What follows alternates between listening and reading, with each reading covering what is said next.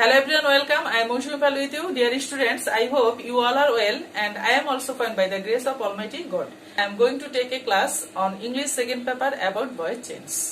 Dear students, at first আমি এখন তোমাদেরকে দেখাবো অ্যাক্টিভ থেকে প্যাসিভ ভয়েস করার স্ট্রাকচার, যেটি আমি বোর্ডে তুলে দিয়েছি।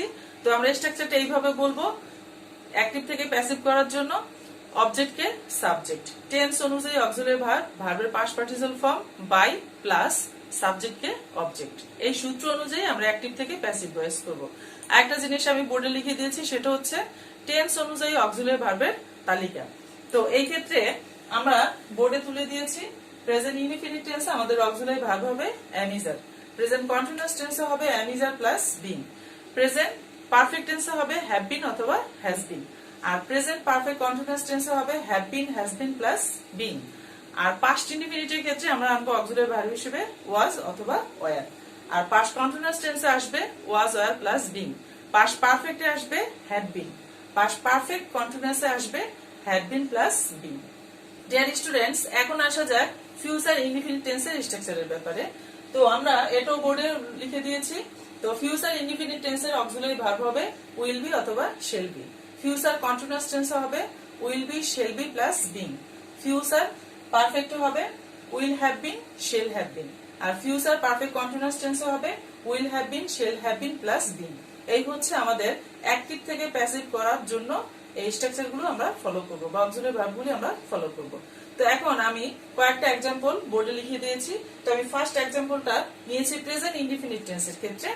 তো রুনা রিডস এ বুক। তো আমরা কিন্তু এই ভয়েসটা করার সময় আমরা প্রথমেই দেখব যে এখানে আমার সাবজেক্ট কি আছে। তো সাবজেক্ট হচ্ছে রুনা,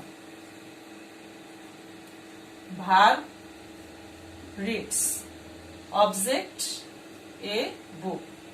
তাহলে প্রথমে আমরা অবজেক্টকে সাবজেক্ট করে আনবো, এ বুক। যেহেতু এটা প্রেজেন্ট ইনডিফিনিট টেন্স, এর জন্য অক্সিলারি ভার্ব হবে ইজ, ভার্বের পাস্ট পার্টিসিপাল ফর্ম বাই সাবজেক্টকে অবজেক্ট। তাহলে রুনার অবজেক্ট হচ্ছে রুনা। তাহলে আনসারটা কি দাঁড়াচ্ছে? A book is read by Runa. Next एग्जांपलে আসা যাক ডিয়ার স্টুডেন্টস। তো নেক্সট एग्जांपलটা আমি দিয়েছি present continuous tense, he is teaching us English. তিনি আমাদেরকে ইংরেজি পড়াচ্ছেন। তো এই ক্ষেত্রে আমাদের কিন্তু অবজেক্ট আছে দুটি, আস ইংলিশ। আস হচ্ছে ব্যক্তিবাচক, ইংলিশ হচ্ছে বস্তুবাচক। তো এই ক্ষেত্রে কিন্তু আমরা দুটি অবজেক্টের যে কোনো অবজেক্ট দিয়ে আমরা কাজটা করতে পারি। তো আমি কিন্তু ব্যক্তিবাচক অবজেক্টটা দিয়ে ভয়েসটা করার চেষ্টা করব। তো এখানে ব্যক্তিবাচক অবজেক্ট আছে আস, আসের সাবজেক্ট উই। যেহেতু এটা প্রেজেন্ট কন্টিনিউয়াস টেন্স, তো অক্সিলারি ভার্ব আসবে am is are plus being. তো উইর সাথে আমার অক্সিলারি ভার্ব হবে আর, এর সাথে আমরা যোগ করব বিং। ভার্বের past participle form teacher, past participle form taught. তারপরে আমরা বস্তুবাচক অবজেক্টটা নিয়ে আসব ইংলিশ। সূত্র অনুযায়ী বাই সাবজেক্টকে অবজেক্ট। যেহেতু কোশ্চেনে সাবজেক্ট আছে হি, হির অবজেক্ট হিম। দ্যাট মিন্স আনসারটা দাঁড়াচ্ছে we are being taught English by him. Next एग्जांपलটা আমরা দিয়েছি প্রেজেন্ট পারফেক্ট টেন্স। তো এখানে আমাদের সাবজেক্ট আছে উই, অবজেক্ট আছে দা ওয়ার্ক। তাহলে প্রথমেই আমরা অবজেক্টকে সাবজেক্ট করব। টেন্স অনুযায়ী অক্সিলারি ভার্ব হবে হ্যাজ বিন। হ্যাঁ ডিয়ার স্টুডেন্টস, এখন তোমাদের মনে রাখতে হবে সাবজেক্ট যদি থার্ড পারসন সিঙ্গুলার নাম্বার হয় তাহলেই হবে হ্যাজ বিন, আর বাকি সব ক্ষেত্রে আমরা ব্যবহার করব হ্যাভ বিন। ভার্বের past participle form finished by সাবজেক্টকে অবজেক্ট, উইর অবজেক্ট আস। তাহলে আনসারটা দাঁড়াচ্ছে the work has been finished by us. Dear students, আমি বোর্ডে আরো টেন্সের উপর আরো চারটা एग्जांपल দিয়েছি। তো চারটা एग्जांपल নিয়ে আমি আলোচনা করছি। তো প্রথমে আমি লিখেছি I gave him a pen।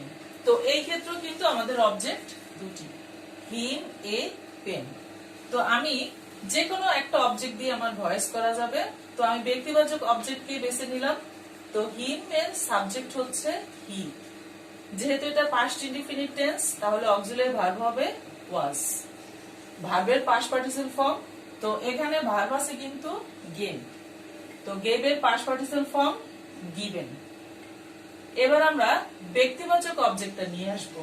A pen, by I'd object me. তাহলে আমাদের উত্তরটা কি দাঁড়াচ্ছে? He was given a pen by me. তো next example, we made him captain. তো এই সেন্টেন্সও কিন্তু আমার অবজেক্ট আছে দুটি, হিম, ক্যাপ্টেন। কিন্তু এই ক্ষেত্রে তোমাকে একটা জিনিস মনে রাখতে হবে, যেহেতু এখানে পদবিবাচক অবজেক্ট আছে, সেই ক্ষেত্রে পদবিবাচক অবজেক্ট দ্বারা ভয়েসটা করা যাবে না। তাহলে এখানে কিন্তু পদবিবাচক অবজেক্ট আছে কোনটা? Captain, post. তো এজন্য এই ক্যাপ্টেন কে সাবজেক্ট করে এটাকে ভয়েস করা যাবে না। এই ক্ষেত্রে কিন্তু আমরা ভয়েসটা করার জন্য আমরা অবজেক্ট হিসেবে কোনটাকে ধরবো? হিম। তাহলে হিমের সাবজেক্ট হচ্ছে হি। টেন্স অনুযায়ী অক্সিলারি ভার্ব ওয়াজ, ভার্বের পাস্ট পার্টিসিপল ফর্ম মেড, পদবিবাচক object captain, by with object us. তো ডিয়ার স্টুডেন্টস, আমরা আরো দুটি এক্সাম্পল আলোচনা করব। তো দে আর মেকিং এ কার। তো এটা আছে পাস্ট কন্টিনিউয়াস টেন্স। তো এই ক্ষেত্রে আমি প্রথমে দেখব যে আমার অবজেক্ট কোথায়। তো অবজেক্ট আছে এ কার, তাহলে অবজেক্টকে সাবজেক্ট করে আনলাম। যেহেতু একটা গাড়ি, সিঙ্গুলার ফর্ম, এজন্য অক্সিলারি ভার্ব হবে ওয়াজ।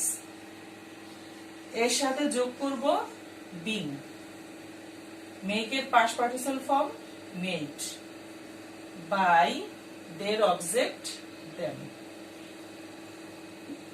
এখন আমি নেক্সট এক্সাম্পল নিয়ে আলোচনা করব। তো নেক্সট এক্সাম্পলটি আছে ফিউচার ইনডিফিনিট টেন্সের। তো আই শ্যাল হেল্প ইউ। তো এখানে সাবজেক্ট আছে আই, অবজেক্ট ইউ। তো আমরা প্রথমেই অবজেক্টকে সাবজেক্ট করে আনবো। তাহলে ইউর অবজেক্ট এবং সাবজেক্ট কিন্তু একই। টেন্স অনুযায়ী অক্সিলারি ভার্ব হবে উইল বি। হ্যাঁ, যেহেতু কোশ্চেনে আই ছিল, আইর সাথে অক্সিলারি ভার্ব ছিল শেল, কিন্তু এখানে ইউর সাথে অক্সিলারি ভার্ব হবে উইল। ভার্বের past participle form helped, by I'd object me. তাহলে উত্তরটা কি দাঁড়ালো? You will be helped by me. Dear students, আজকে মূলত আমরা আলোচনা করেছি টেন্স অনুযায়ী ভয়েসের স্ট্রাকচার। তো ভয়েসের কিন্তু আরো কিছু রুলস রয়েছে। তো আমি চেষ্টা করব নেক্সট ক্লাসে বাকি রুলগুলো আলোচনা করতে। তো আমি আজকে আর ক্লাস বেশি দূর বাড়াতে চাচ্ছি না। So I would like to finish today. Many many thanks and thank you all.